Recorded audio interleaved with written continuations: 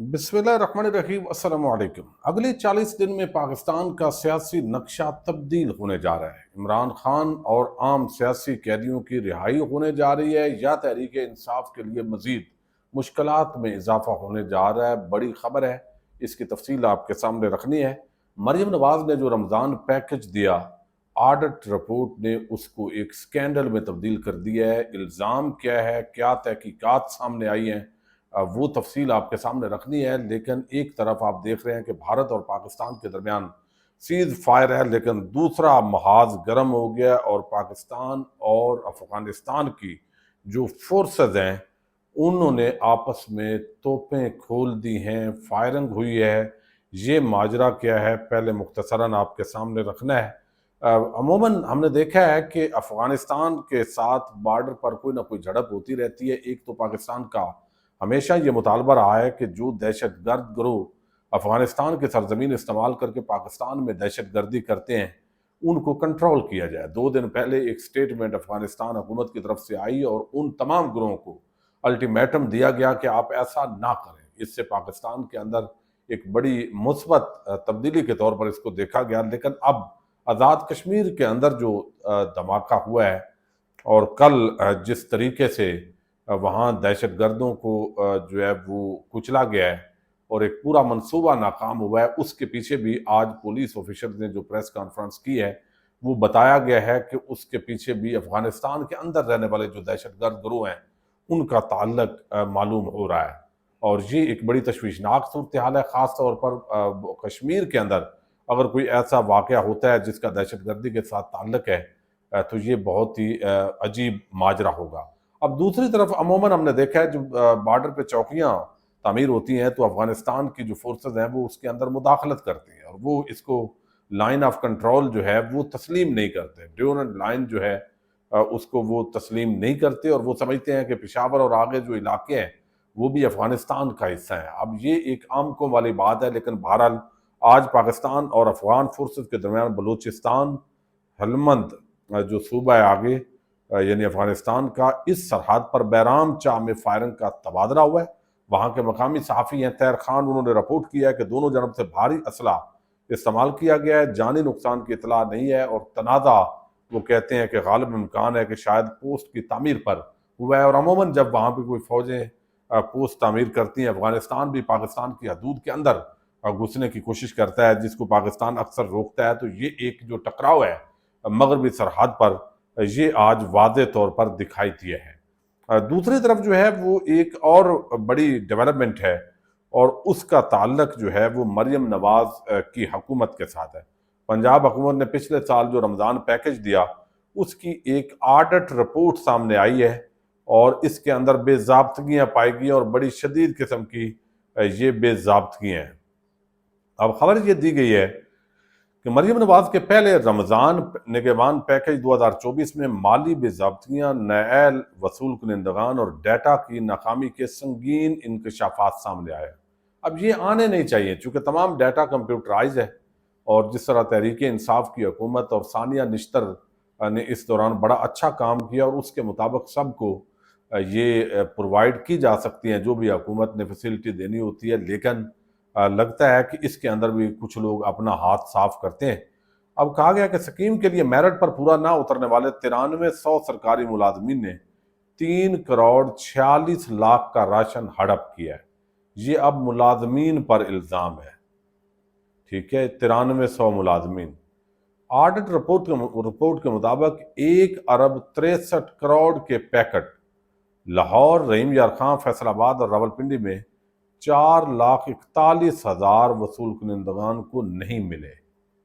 अब ये एक बहुत बड़ी खिला संगीन बेज़ाब्तगी है कि ये पैकेज है रहीम यार खां, फैसलाबाद, रावलपिंडी में 4,41,000 जो वसूल कुनिंदगान है। और वो हमने देखी हैं कई वीडियोस जिसके अंदर नज़र आ रहा था कि वो सिर्फ थैला लाते हैं, दरवाजे के सामने नाम लिखते हैं, तस्वीर बनाते हैं और वही जो बोरी है वो लेके आटे का जो थैला है वो अगले घर पहुंच जाते हैं। ये उस 2 नंबरी जब होती रही है तो उसका डाटा ये गालबन सामने आया। गलत डाटा की वजह से 1 अरब 61 करोड़ रुपए ज़ाया हुए हैं। 5 لاکھ کے قریب پیکٹ ایسے وصول کنندگان کو دیے گئے جن کے ایڈریس غلط تھے، ایڈریسز غلط تھے، تو 5 لاکھ راشن کے پیکٹس کہاں تقسیم ہوئے؟ پنجاب فوڈ اتھارٹی نے معیار چیک کرنے میں غفلت کی ہے، ناقص ڈیٹا فراہم کرنے میں P I T B, deputy commissioner کا ایڈریس چیک نہ کرنا، ٹرانسپورٹ میں بعد انتظامی اور پی آئی ایس پی یعنی بی آئی ایس پی بے نظیر انکم سپورٹ پروگرام جو ہے نے اہل وصول کنندگان کی فہرست اپ ڈیٹ نہ کرنے میں غفلت کی ہے۔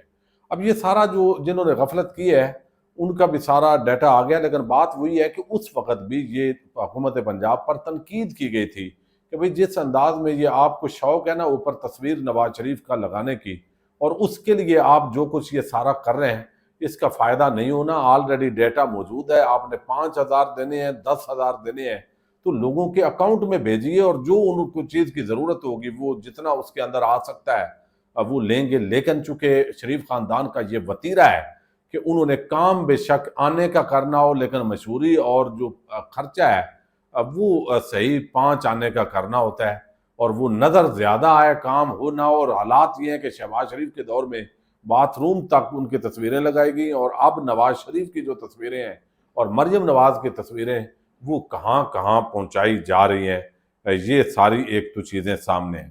اچھا، دوسری طرف آج کوٹ لکھپت جیل سے پیغامات جو آئے ہیں، جس میں اعجاز چودھری ہیں، جس میں میاں محمود الرشید ہیں، انہوں نے مذاکرات کی بات کی ہے، اور انہوں نے کہا ہے کہ صرف اسٹیبلشمنٹ سے نہیں بلکہ پیپلز پارٹی نون لیگ سب سے مذاکرات ہونے چاہیے۔ یہ بڑی حیران کن پیش رفت ہے جو ان کی رائے ہے جو انہوں نے دی ہے۔ اب جو ایک بڑا دعویٰ کیا گیا ہے، آج آپ نے دیکھا کہ جو سپریم کورٹ آف پاکستان کے اندر سماعت ہوئی ہے وہاں پر بھی جو فیصل صاحب ہیں وکیل، ان کی کافی ججز کے ساتھ لے دے ہوئی ہے، ججز کو بھی جلدی ہے، اور جائی صاحب نے سارا یہ کر کے اس کے بعد حج پہ بھی جانا ہے۔ اب وہاں کا جو فیصلہ ہے وہ تو واضح طور پر دکھائی دے رہا ہے کہ فیصلہ کیا آئے گا، لیکن اس وقت جو فیصل چودھری ہیں وہ اس وقت تحریک انصاف کے لوگوں کو سمجھا رہے ہیں مسلسل کہ اگلے 40 دن کے اندر وہ کہتے ہیں ملک کا سیاسی نقشہ تبدیل ہونے جا رہا ہے۔ کیسے؟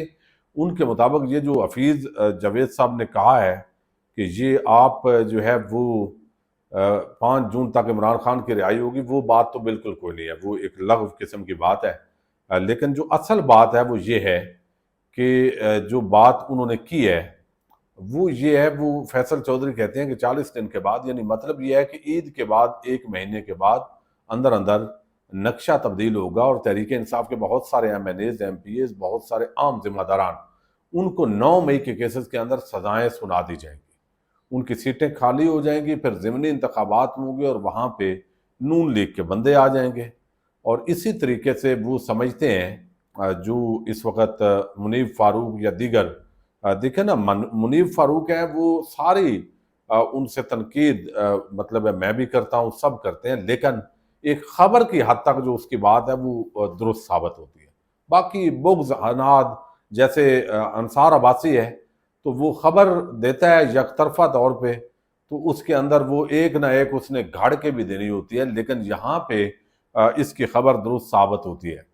تو اب ایک طرف جنرل فیض حمید کا مقدمہ اس کو آگے بڑھایا جا رہا ہے، اور اس کے اندر جو ملک ریاض کی جائیدادیں ہیں وہ نیلام اب ہو رہی ہیں، اور ساتھ ہی عمران خان اور باقی جو لوگ ہیں ان کو 9 مئی کے کیسز کے اندر جو سزائیں ہیں وہ سنا کے تو تحریک انصاف کو ایک اور مشکل صورتحال کا سامنا کرنے کی کوشش ہو رہی ہے۔ اب دوسری طرف جو پی ٹی آئی ہے وہ ایک احتجاجی تحریک کے لیے کوشش کر رہی ہے، اور آج جو عمران خان نے پیغام دیا ہے جس کو سینیٹر علی ظفر نے بیان کیا اور باقی سب نے، ایک تو جو عالیہ حمزہ جو ہے وہ اکیلی کی بجائے اب 9 ممبران ہوں گے، بنیادی طور پر 5 رکنی جو کمیٹی ہے اس کا سربراہ عالیہ حمزہ کو بنایا گیا ہے، جو رد عمل آیا کارکنان کا اس کے مطابق اس کا فیصلہ کیا گیا، لیکن ساتھ ہی عمران خان نے کہا ہے کہ ایک بندہ کام نہیں کر سکتا بلکہ ٹیم ورک نے کام کرنا ہوتا ہے۔ اب یہاں پہ عمران خان سے جو ملاقات کے بعد آج جو گفتگو کی ہے علی ظفر نے، انہوں نے کہا کہ عمران خان نے کہا کہ میرے دروازے اسٹیبلشمنٹ سے بات چیت کے لیے کھلے ہیں۔ اب آپ کے دروازے تو کھلے ہیں، ہمیشہ عمران خان مذاکرات سے تو نہیں بھاگے، لیکن اسٹیبلشمنٹ یہ تاثر دیتی ہے کہ بھئی ہمارے دروازے بند ہیں۔ عمران خان نے کہا کہ پاکستان کے لیے بات چیت کرنے کے تیار ہوں، پاکستان میں اتحاد کی خاطر کسی بھی وقت مذاکرات کے لیے تیار ہوں، میں صرف انصاف چاہتا ہوں، میرے کیسز جلد سے جلد سنے جائیں۔ پھر احتجاجی تحریک کا اعلان ہو چکا ہے، 5-6 دن میں لا عمل دیں گے۔ علیمہ خان کے گیو اینڈ ٹیک بیان پر بانی پی ٹی آئی نے کہا کہ پاکستان کی خاطر گیو اینڈ ٹیک کے لیے تیار ہے۔ یہ ایک بہت بڑی بات ہے، یہ بہت بڑی جو ہے وہ میں سمجھتا ہوں کہ اس کے اندر تبدیلی ہے۔ جو علیمہ خان نے کہا تو عمران خان نے بھی کہا کہ پاکستان کی خاطر گیو اینڈ ٹیک کے لیے تیار ہے۔ عمران خان نے یعنی تھوڑی رعایت دینے کے لیے تیار ہے، الیکشن اگر سال 1.5 سال بعد بھی کرتے ہیں تو میرا خیال ہے اس طرح کا ایک ان کی رائے ہوگی۔ پھر عمران خان نے کہا اپنے لیے رعایت نہیں مانگ رہا، مانگنی ہوتی تو پہلے ہی مانگ چکا ہوتا، پارٹی لیڈرشپ مومنٹم کے لیے تیار ہو جائے۔ بانی نے کہا کہ اب میں برداشت نہیں کروں گا، اگر کوئی سامنے نہ آیا وکٹ کے دونوں جانب کھیلنے کی کسی کو اجازت نہیں ہوگی۔ اب یہ ساری چیزیں جو ہے وہ ہو گئی ہیں، سیاسی کمیٹی کا سارا اعلامیہ بھی ہو گیا ہے، تو الٹیمیٹلی تحریک انصاف اس پوزیشن میں بغیر نہیں ہے کہ جس کے اندر عوام کی اتنی بڑی تعداد کھڑی ہو کہ وہ تبدیلی آئے، خاص طور پر جو پاک بھارت جنگ ہوئی ہے اس کے بعد۔ اب بہت سارے دوست اس کے اندر اختلاف کرتے ہیں، وہ سمجھتے ہیں یار آپ تبدیل ہو گئے ہیں، آپ ایسی بات کر رہے ہیں۔ نہ تو میں مایوسی کی بات کر رہا ہوں، لیکن گراؤنڈ ریئلٹی یہ ہے کہ اس وقت اگر تحریک انصاف کے صرف کارکنان نکلیں گے اور وہ 50 60 70 80 ہزار ہو بھی جائے گا تو اس کے ذریعے تبدیلی نہیں آئے گی۔ تبدیلی آئے گی جب لاکھوں کی تعداد کے اندر عوام پرامن طور پر عمران خان کی رہائی کے لیے اور باقی جو انصاف کے وہ تقاضے پورے کرنے کی بات کرتے ہیں سڑکوں پہ ہوگی۔ فی الحال اس طرح کا جو مومنٹم ہے وہ ابھی بنا نہیں ہے۔ کل کو اگر آنے والے وقت میں کوئی حکومت ایسا بلنڈر کرے دوبارہ اور اس کے بعد کوئی ایسا جو ہے وہ صورتحال بن جائے تو وہ ایک علیحدہ ماجرا ہوگا۔ تو الٹیمیٹلی 40 دنوں کے بعد یا 40 دنوں کے اندر جو فیصل چودھری نے خبر دی ہے اس کے مطابق تو یہی بات ہے کہ تحریک انصاف کے لیے مزید مشکلات کے اندر اضافہ کرنے کے لیے کوششیں ہو رہی ہیں۔ پاکستان زندہ باد۔